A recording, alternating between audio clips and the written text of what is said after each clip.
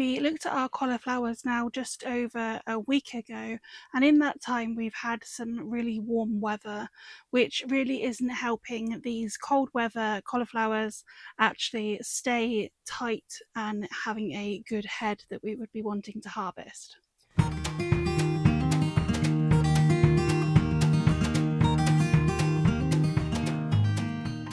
Cauliflower, just like broccoli, is actually an immature flower head that we're producing. This current weather is really giving these plants a little bit too much stress, and it's going to be encouraging them to really work hard at actually making these flower heads turn to flowers and then actually produce the seed, which obviously is not what we are after. We're after the curds and a nice tight head. If you do have these cauliflowers in a greenhouse or a polytunnel in pots and you're able to take them outside, then that will really help. If you've got them in beds in your undercover space, then there are a few things that we can do to hopefully help this. If you don't have any sensitive plants that these night temperatures that are still a little bit lower are going to be affected by, then you could leave the doors open and that will really help. We can keep these beds really well watered, making sure that this plant doesn't experience too much stress with this heat at the moment. We could also offer some shading if that's possible. So on greenhouses, you could paint it if you are going to do that anyway. You could do that a little bit earlier. And with polytunnels, you could lay something over the outside or the inside of the tunnel. You don't need to necessarily go out and buy anything, an old sheet. We use an old duvet cover that we just drape over the outside of the tunnel on really, really hot days, and it will then just bring that temperature down a little bit for you. Most years, what we find is that the temperatures will be quite a bit lower at this time of the year, and these cauliflowers will usually head up before these really hot temperatures do start building. If this is something that does continue to happen over the years, then what we can do is sow them a little bit earlier at the end of the year, and then that will hopefully allow them to head up that little bit sooner than they are at this point. But usually I don't find it as a problem, and they usually do absolutely fine. So this is a bit of an unusual year for how much warmth we are having.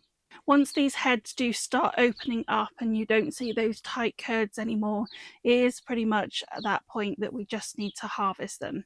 I have some that have only just started showing heads, so there is a chance that these ones will enjoy the cooler weather that we've got coming up and they might not do the same. But for the ones that are already opening up, it is just a matter of harvesting them now and using what we have available to us. So I've opened up the leaves on the ones that are starting to look that little bit bigger. It's only this one down here that is starting to open up that network, and otherwise it looks absolutely fine. So we're going to look at harvesting this one today. The majority of them are actually still looking really good. So this one down here you can see is still very tightly packed and it's doing really well. So hopefully by keeping these beds cool and actually keeping them well watered, we will see that the majority of these cauliflowers are okay and harvest at a better, bigger size. So to harvest these, all we're going to do is take some secateurs and cut the plant off right at the bottom. And then we can just remove some of these outer leaves. So that's what this little cauliflower looks like, and it's not a bad size actually, but you can see that it's got much more of an open texture as it has started to open up, and then each of these little florets would have produced their flowers if we'd left it.